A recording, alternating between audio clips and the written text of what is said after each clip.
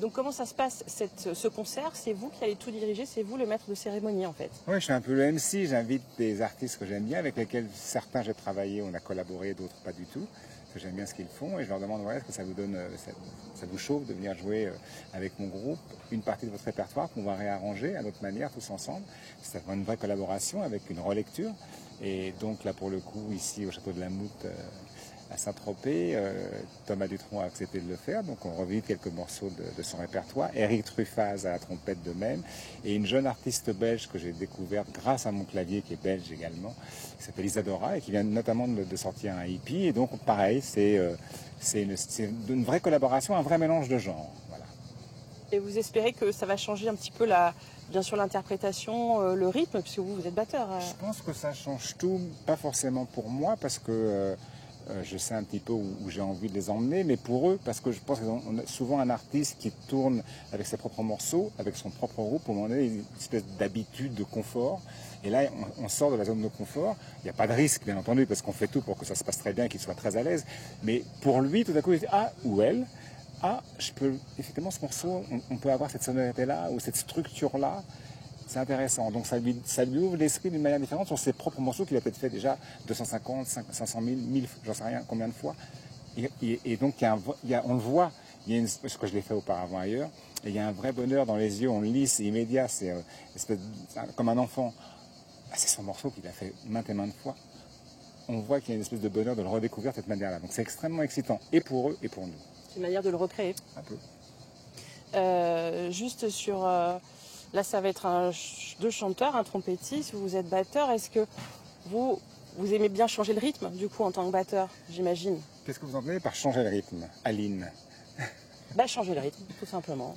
Je ne sais pas ce que ça veut dire, changer le rythme. Est-ce que vous leur donnez un peu plus de vitesse, peut-être, ou plus de rapidité? Est-ce que je déstructure rythmiquement leurs morceaux? Pas vraiment. J'essaie de respecter vraiment ce qu'ils ont fait, ce qu'ils ont élaboré au tout départ. Mais par contre, je prends certaines libertés à certains moments. Mais ce n'est pas systématique. Mais déjà, dans la manière, moi, de jouer, d'interpréter leurs morceaux, c'est très différent de ce qu'ils ont pu faire. Donc déjà, il y a une surprise de leur part, peut-être un confort ou un inconfort, je ne sais pas. Mais je ne me permets pas d'aller plus loin que cela. Si effectivement, tout à coup, on programmait ce que j'avais fait à Val d'Isère, j'ai fait un petit festival de jazz pour une grande première à Val d'Isère, dans la même espèce de même mouture, mais on l'a fait sur 3 jours. Donc on a vraiment, au bout de ces quelques jours, on a vraiment osé vraiment déstructurer. Et là, pour le coup, je vous rejoins, changer le rythme de certains morceaux, prendre des tempos différents. C'est autre chose, c'était vraiment différent. Pour moi, c'est bon. Sinon, après, on va parler de Sting. Donc, Moi, j'ai une question. Ah, vas-y. Parce que je connais Manu Katché. Ah.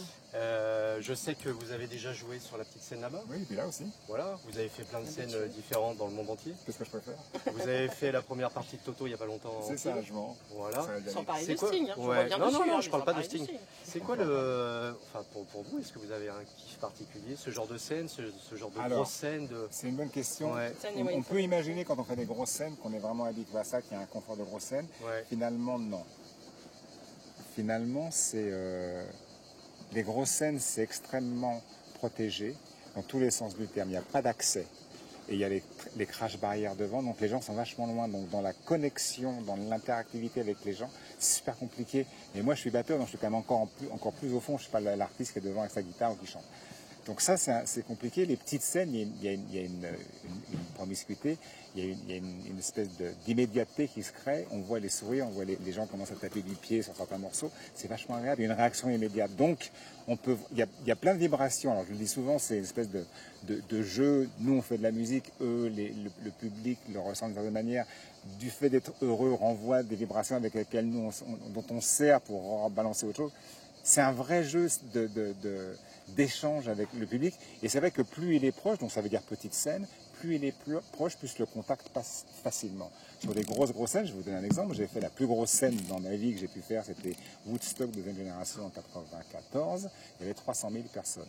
Donc il est vrai qu'en plus, dans cette formation-là, c'était avec Peter Gabriel, le dernier morceau c'est Biko, je suis seul à la batterie, les gens chantent le refrain Biko, Because, Biko.